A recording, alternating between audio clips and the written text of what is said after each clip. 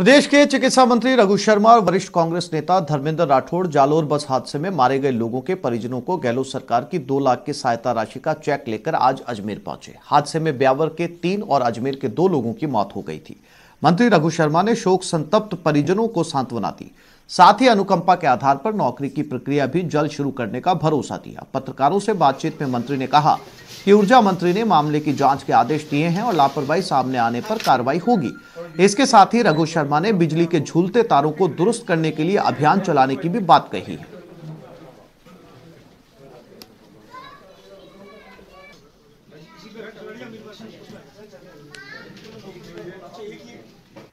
बहुत ही दुखद घटना हुई और जिस तरह की घटना हुई, मुख्यमंत्री जी पूरे हम लोग भी चिंतित थे।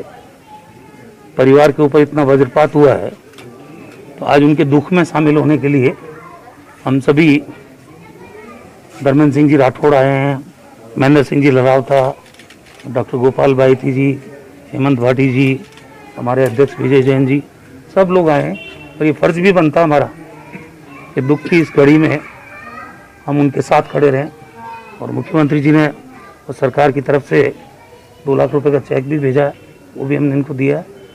जहाँ तक वो सरकारी नौकरी में थे तो अनुकंपा नियुक्ति उनके बच्चे को मिले, इसको भी हम सुनिश्चित करेंगे ताकि ये परिवार संभल जाए और जो विपत्ति आई है उस विपत्ति से निकले।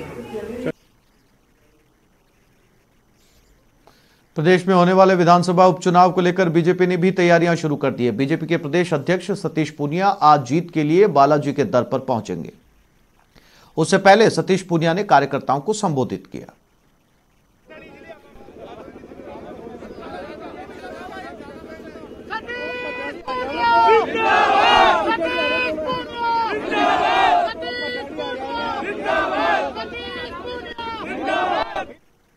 तेईस का मतलब भारतीय जनता पार्टी अजय और अभेद्य बने।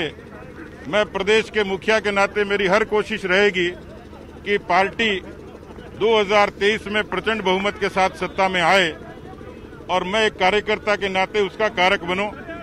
उसमें सब कार्यकर्ताओं की, सब नेताओं की मैं चाहूंगा कि सकारात्मक भूमिका हो, क्योंकि आखिरकार हम लोग पार्टी के झंडे के तले, संगठन के नीचे सब लोग मिलजुल कर मजबूती से काम करते हैं। नरेंद्र मोदी जी के नेतृत्व में भारतीय जनता पार्टी और मजबूत हो, ये हमारी कोशिश रहेगी। अब बात एक ऐसे पिता की जो अपने बेटे को दुबई से भारत वापस लाने के लिए दर दर की ठोकरें खा रहा है। हर तरफ से निराश इस शख्स ने अब प्रधानमंत्री मोदी से गुहार लगाई है। विश्वास है कि पीएम मोदी उन्हें उनके बेटे को भारत वापस लाने में मदद कर सकते हैं। दुबई में फंसा बेटा,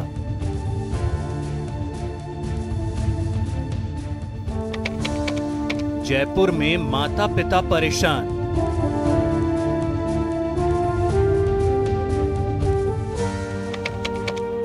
माता पिता ने लगाई पीएम मोदी से गुहार। तो हम चाहते हैं कि हमारा बच्चा यहाँ आए, हमसे मिले। हम बर्दाश्त नहीं कर पा रहे उसका बिछोड़ा।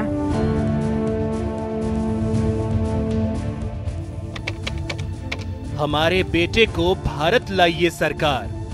मैं चाह रहा हूँ मेरा बेटे के खिलाफ वो लड़की ने जो अरेस्ट वारंट निकलवा रखा है वो रद्द किया जाए और मेरा बेटा मेरे देश में मेरे पास आए। मैं कैंसर पीड़ित हूँ, मेरी बीवी जो है हार्ट से परेशान है, हार्ट की उससे बीमारी है। इस वक्त हम इतने परेशान हैं कि हम न उगलते बनना है न निकलते बनना है। रात को मैं प्रधानमंत्री जी से आग्रह करना चाहूँगा कि मेरे बेटे को मेरे पास बुलाइए। कैसे? ये पुकार है उस पिता की जिनका बेटा दुबई में कोर्ट केस में फंसा हुआ है और कैंसर पीड़ित बुजुर्ग पिता पीएम मोदी से अपने बेटे को बचाने की गुहार लगा रहे हैं। जयपुर के रहने वाले मुरलीधर मीर चंदानी ने 2018 में अपने बेटे रवि की शादी दुबई में इंदौर की रहने वाली लड़की से कर दी। बेटा दुबई में जॉब करता है। शादी के बाद बहू ने बेटे पर शरीयत कानून के तहत केस दर्ज किया और कोर्ट ने बहू के पक्ष में फैसला सुनाते हुए रवि के खिलाफ वारंट जारी कर दिया है। मामला यह है कि मैंने बड़े अरमानों से सन 18 में जनवरी में बेटे की दुबई में एक वहीं की रहने वाली एक बेटी से शादी की थी। जो कि वर्तमान में पहले वो इंदौर के वासी हैं। क्या चाहिए? हमें ये चाहिए, उस बेटी ने हमारे ऊपर गलत आरोप लगाते हुए कोर्ट में केस दर्ज करा दिए, जिससे कि मेरा बेटा परेशान है और ऐसे आरोप लगाए गए हैं जो कि उसने कुछ किया ही नहीं। माँ बाप ने बेटे की शादी में बड़े सपने देखे थे, लेकिन बहू की करतूत के सामने अब बुजुर्ग माता पिता बेबस हैं। दुबई कोर्ट ने रवि पर 2,09,000 दिरहम का जुर्माना भी लगाया है और बेटा दुबई में बंधक बना हुआ है। अब पूरा परिवार पीएम मोदी, विदेश मंत्रालय और दुबई एम्बेसी में गुहार लगा रहा है कि उनके बेटे को छोड़ दिया जाए, उसे फंसाया गया है। मैं प्रधानमंत्री से रिक्वेस्ट करना चाहती हूँ कि मेरे बेटे को शीघ्र ही शीघ्र यहाँ बुलाया जाए। हम बर्दाश्त नहीं कर पा रहे हैं। 67 के हैं, 69 के हो गए हैं और मेरा पोता भी मेरे से ले गया है। अब मेरे बेटे को वहाँ रोका गया है, बंदश में डाला गया है।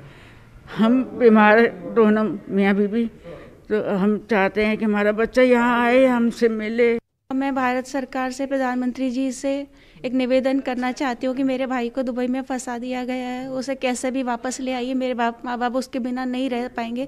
एक पूरी फैमिली को बचा लीजिए। केवल उसके होने से हमारी ज़िंदगी बच जाएगी। बस इतना ही आपसे रिक्वेस्ट।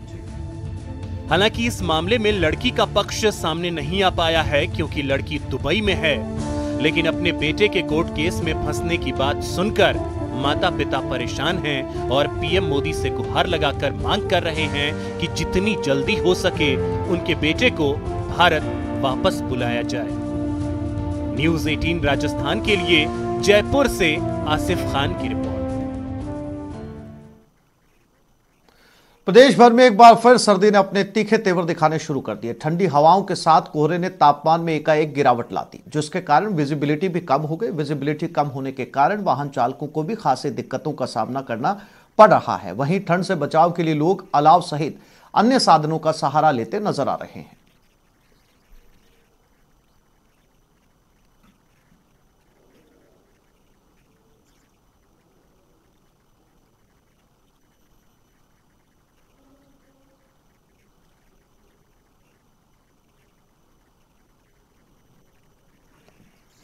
और ये तस्वीर श्रीगंगानगर की है। यहां घने कोहरे की वजह से लोग परेशान हैं। कोहरे की वजह से ऑफिस जाने वालों को काफी दिक्कतों का सामना करना पड़ रहा है। लोग घरों में ही दुबके हुए हैं।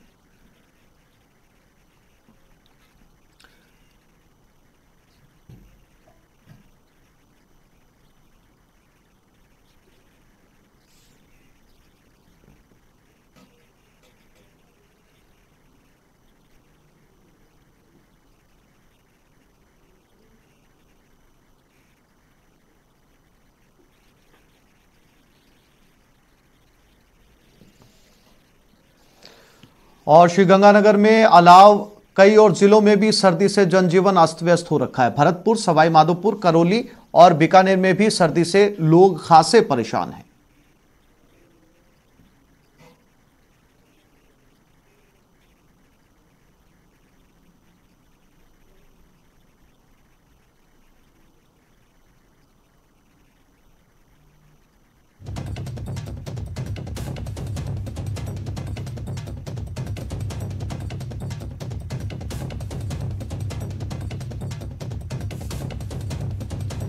और ये 4 तस्वीरें आपके टेलीविजन स्क्रीन के ऊपर, जहां पर सर्दी का सितम जारी है। भरतपुर, सवाई माधोपुर, करौली, बीकानेर। इससे पहले आपने गंगानगर की तस्वीरें दिखी।